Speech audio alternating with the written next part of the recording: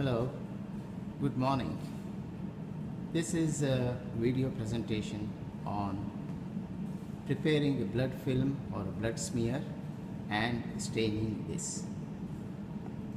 The person who is going to be helping me is our lab technician whose name is FND Hatta. This is him, okay? And we will need certain material for this whole preparation, and what we need is a set of glass slides which are numbered as 1, 2, 3 and 4. Then we also need another slide which we call as a spreader slide. Then we need alcohol swabs. Then we need a sterile lancet, as well as we can use another injectable type which is more limiting. And apart from that, we need also cotton balls, and we need the next thing that we need is called as the blood sample. Now the blood sample can be obtained by, if you want the capillary blood sample, we use the fingertip. This is the fingertip that can be used, and if you need a bigger sample size or the venous blood sample, then we use the venous blood sample. This is a venous blood sample which is mixed with an anticoagulant called as EDTA, and that's all that we need. And once we have all this, we need another thing to stain them, and therefore this is called as the Leishman stain. So let's proceed with the recording of preparation of the blood smear or the film. Okay, first thing what we need is an alcohol swab in order to clean the fingertip.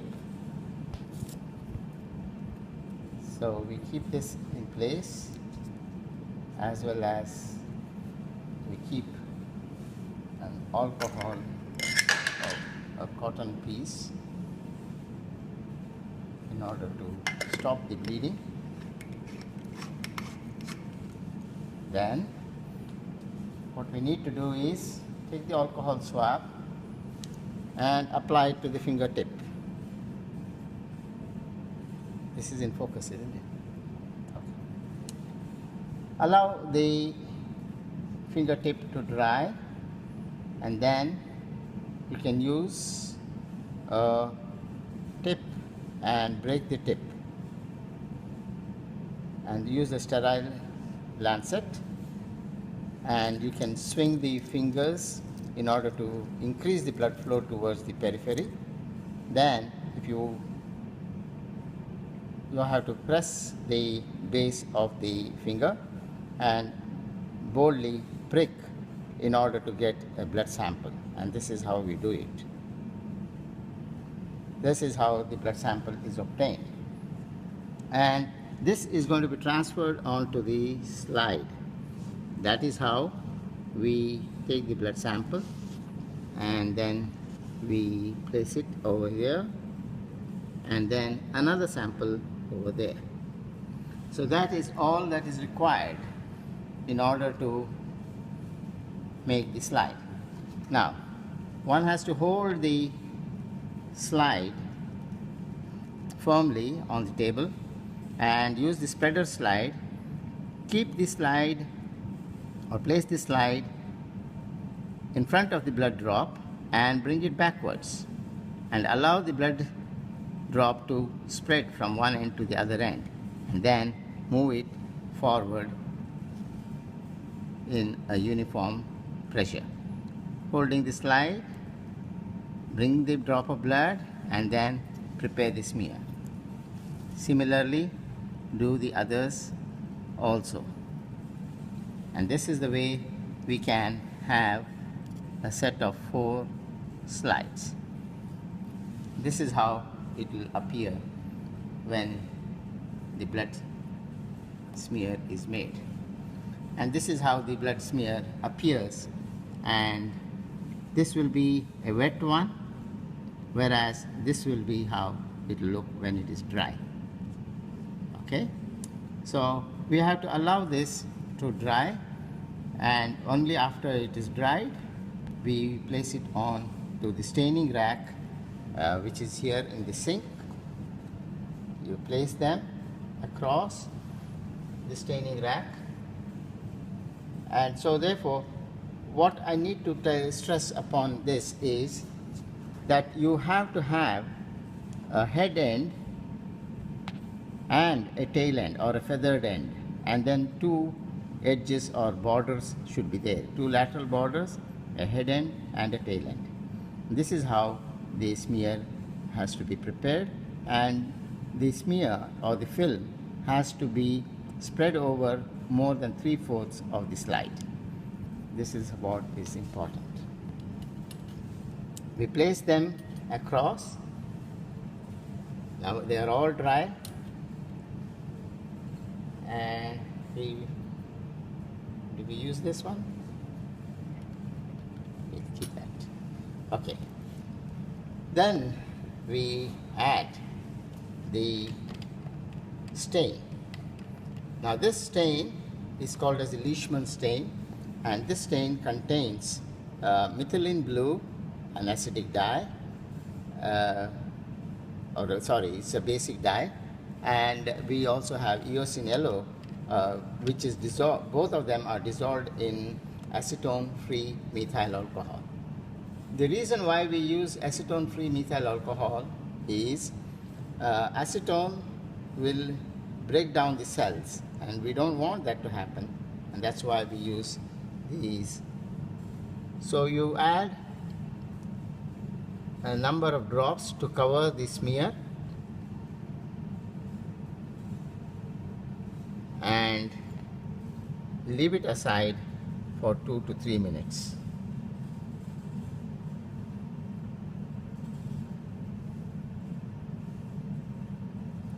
Now, what is actually happening during these 2 to 3 minutes is there will be no staining actually taking place, because the pH is not ideal.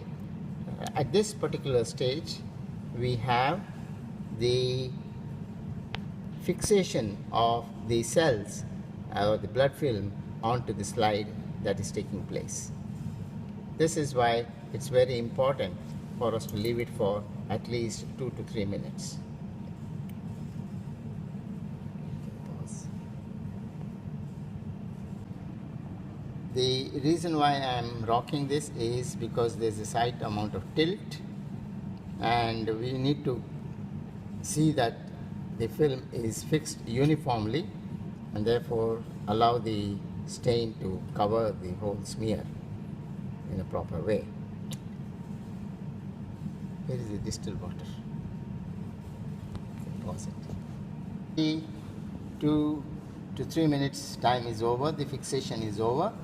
Now, without spilling the stain, we add double the quantity of distilled water using the squirt bottle,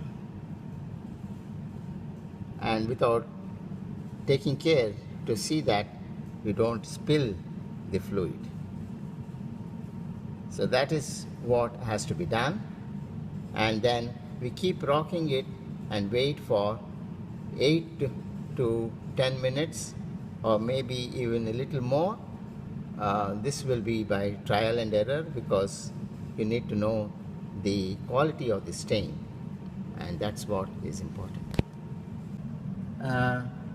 One needs to keep it mixing or blow air on it, and then you will notice that there is a kind of a scum color which will be developing over the surface, and that is very important for us to recognize that proper mixing is taking place. At the same time, we know that the staining is taking place now. Now, during this 10 to 12 minutes, the actual staining takes place, because the pH is going to be ideal, because after the addition of distilled water, it undergoes ionization. and that's what is important for the staining to take place.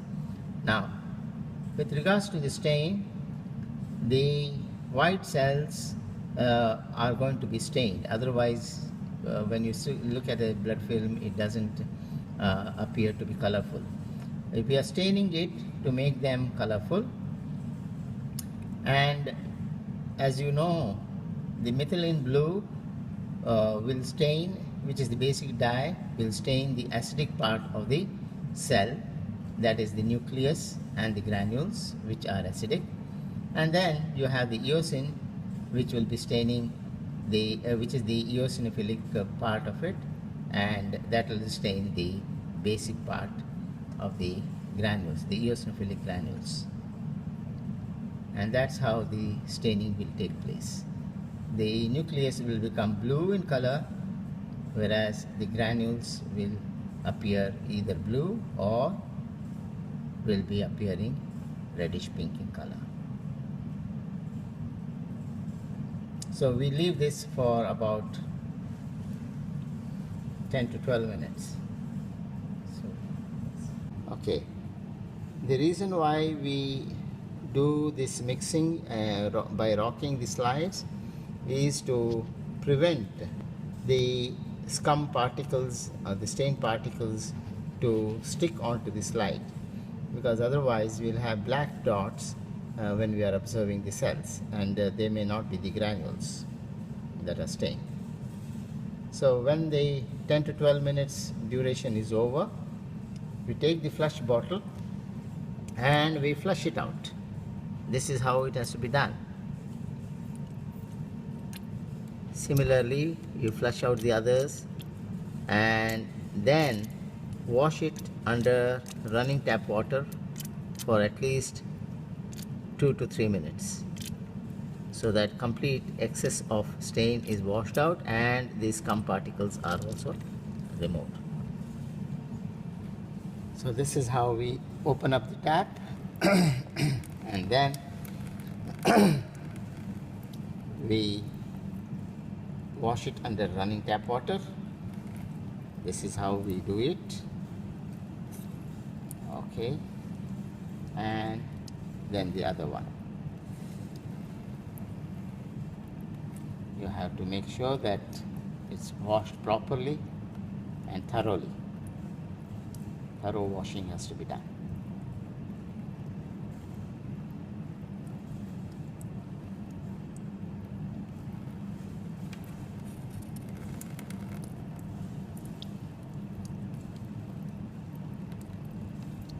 You may be wondering as to whether the blood film will get washed away.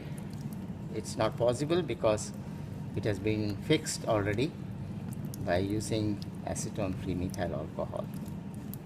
And the alcohol in the stain helps in the fixation of the smear onto the slide.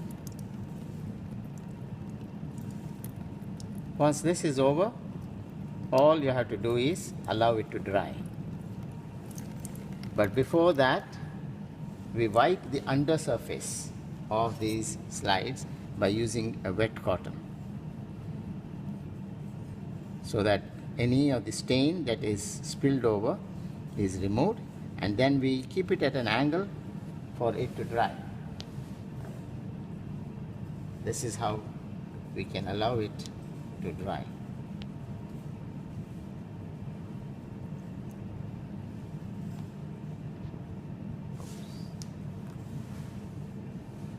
And then you can take another one and allow it to dry. Keep it at a slanting angle so that it will dry by itself. Once it is dry, it is ready for viewing under the microscope.